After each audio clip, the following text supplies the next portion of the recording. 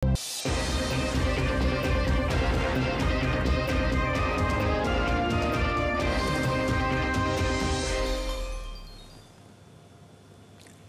salam Malaysia Madani, berita pagi 7 November bersama saya Syairul Islam.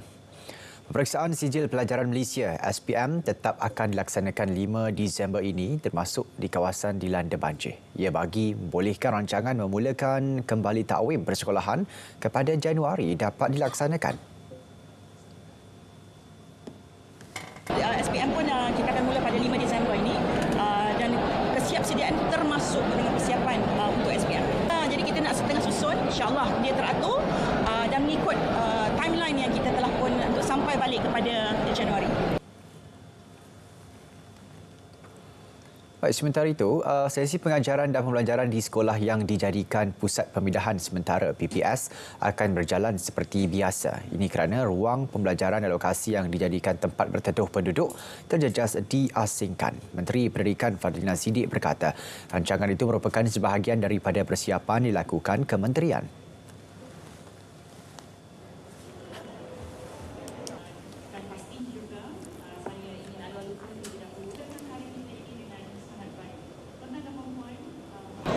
Dalam ucapan saya tadi, saya sudah sebut beberapa perkara. Pertama adalah terkait rapat dengan dari segi sinergi dengan semua pihak, pihak merentas agensi, NAJMA dan Jawatankuasa Bencana yang telah pun kita awali daripada peringkat awal untuk memastikan sinergi ini terus berjalan dengan lancar. Yang kedua adalah surat siaran kita yang telah kita keluarkan lebih awal Oktober untuk memastikan semua sekolah kita diberikan peringatan, khususnya sekolah-sekolah yang menjadi PPS. Ada 5,063 ya, sekolah kita yang telah pun diwartakan sebagai PPS dan kita juga sedang bersedia dengan sebarang arahan. Lebih 5,000 sekolah di seluruh negara dijadikan PPS dengan 7 atau 8 daripadanya diwartakan sebagai pusat pemindahan kekal. Persediaan awal menghadapi monsun Timur Laut telah dilakukan Kementerian Pembangunan Wanita, Keluarga dan Masyarakat KPWKM. Datuk Seri Nancy Shukri berkata pihaknya sedang bekerjasama dengan Agensi Pengurusan Bencana Negara NADMA serta Kementerian Pendidikan KPM bagi mengatur bantuan yang diperlukan kelak.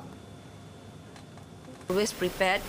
Kalau ada lah mungkin kalau ada macam something that is out of what we would expect, maybe itulah yang menjadi kekangan. I mean that something that may not be we're not prepared of. But the normal things we are already prepared of. So that's why bila the school dia jadi pusat PPS tu, they are happy because everything is already ready, food is ready, the procedure SOPs are all there. Lebih dari 96 juta ringgit telah disalurkan kepada 2,672 pertubuhan bukan kerajaan NGO untuk melaksanakan 6,697 program yang memberi manfaat kepada hampir 1 juta peserta seluruh negara.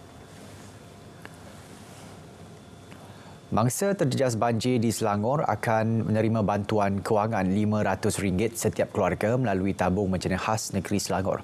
Menurut Menteri Besar Selangor, Datuk Seri Amiruddin Syahri, maklum balas pantas diberikan bagi membantu operasi menyelamat serta pemindahan mangsa banjir ke pusat pemindahan sementara.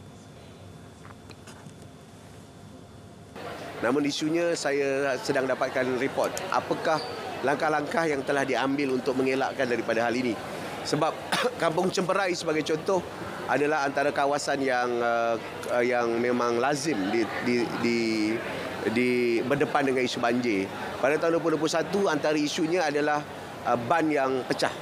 Dan kali ini saya nak tengok adakah ban itu pecah lagi sekali ataupun tidak walaupun kita dah mengubah kaedah pembinaan ban tersebut. Beliau berkata demikian selepas menyempurnakan tekad pendidikan kita Selangor penyerahan e-voucher buku mahasiswa 2023 di Universiti Kebangsaan Malaysia UKM Bangi. Seramai 1,000 mahasiswa dari 9 IPTA dan IPTS mendapat manfaatnya. Ia boleh digunakan bagi pembelian buku secara digital dengan penebusan boleh dilakukan sehingga 31 Disember ini. Dalam pada itu, Exco Pengurusan Bencana Najwan Halimi menasihati penduduk di kawasan hotspot supaya segera berpindah apabila berlaku banjir. Tambahnya, penduduk diminta mematuhi arahan pihak berkuasa negeri bagi mengelakkan sebarang kejadian tidak diingini daripada berlaku. Dan pada masa sama sentiasa alert dengan keadaan persekitaran kita, dan sekiranya dilanda banjir perlu patuh kepada arahan daripada pasukan kuasa yang mana mereka ini akan turun untuk bantu operasi menyelamat, sebab saya difahamkan semalam ada juga mereka yang terjadi tak nak berpindah dan tidak mahu ikut bila diselamatkan. Jadi kalau boleh kita cuba untuk mendengar arahan daripada pihak berkuasa negeri supaya apa, kita nak minimize sebarang kecederaan jiwa, kita nak mengelakkan sebarang kemalangan jiwa. Beliau berkata demikian selepas mengadakan lawatan mangsa banjir di Pusat Pemindahan Sementara PPS Sekolah Menengah Kebangsaan SMK Dengkil.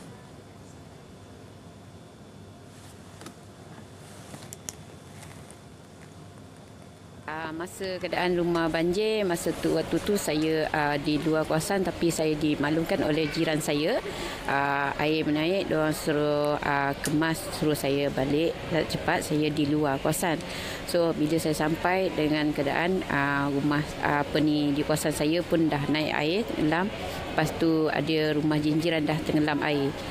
Kat kampung kami lah, Selangor ni, daerah Selangor kan, Kampung Cemperai. Banjir tu boleh dikatakan sejak kebelakangan ni, start 2001, 2002, 2003, paras banjir tu kami tu rasa lagi teruk lah. Macam mula-mula tu dia sikit kan, tahun 2001 sampai paras ni rumah kami lah. Lepas tu yang tahun 2002 sama juga. Lepas tu 2003 ni sekarang masih juga dalam keadaan yang sama. Tak berubah lah. Kami minta adalah sebab 3 tahun berturut-turut kami pun ada juga beli barang, takkan setiap tahun kami nak beli kan. Dah habis hutang, baru je barang habis, datang lagi menimpa banjir kan. Di Selangor setakat semalam, seramai 569 penduduk terjejas melibatkan 150 keluarga ditempatkan di 8 PPS. PPS terlibat 4 di Sepang, 2 Hulu Langat, manakala 1 masing-masing di Hulu Selangor dan Gombak. Kerajaan sedang meliti untuk mengenakan hukuman lebih berat terhadap individu atau pihak yang didapati melakukan kesalahan membuang sampah ke dalam sungai. Menteri Sumber Asli Alam Sekitar dan Perubahan Iklim, Nik Nazmi Nik Ahmad berkata, langkah itu dibuat bagi menimbulkan rasa gerun kepada sesiapa sahaja yang melakukan kesalahan tersebut. Sejumlah 8.2 juta ringgit diperuntukkan untuk penyelenggaraan sampah dalam sungai sekitar Selangor dan Kuala Lumpur antara Januari hingga September tahun ini.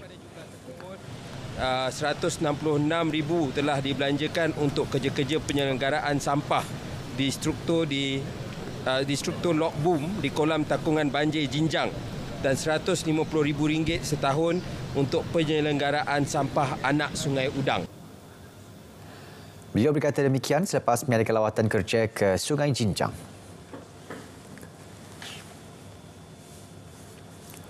Nasib rakyat Gaza terus mendapat perhatian.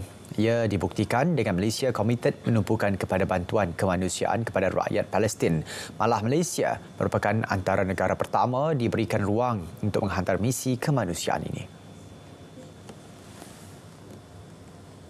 Yang saya sebut dalam parlimen baru ini, apabila Perdana Menteri menghadiri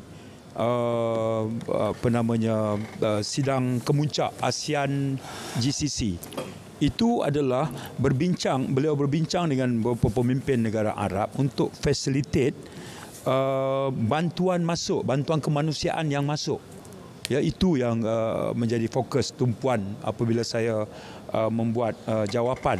Memang benar, Perdana Menteri maklumkan kepada Jemaah Menteri, beliau bertemu dengan Sisi, beliau bertemu dengan Muhammad bin Salman, Muhammad bin Zayed, beliau bertemu juga dengan Erdogan, bagaimana pemimpin negara Islam ini boleh melakukan koordinasi dari segi misi bantuan, ubat-ubatan, bekalan air bersih, pakaian.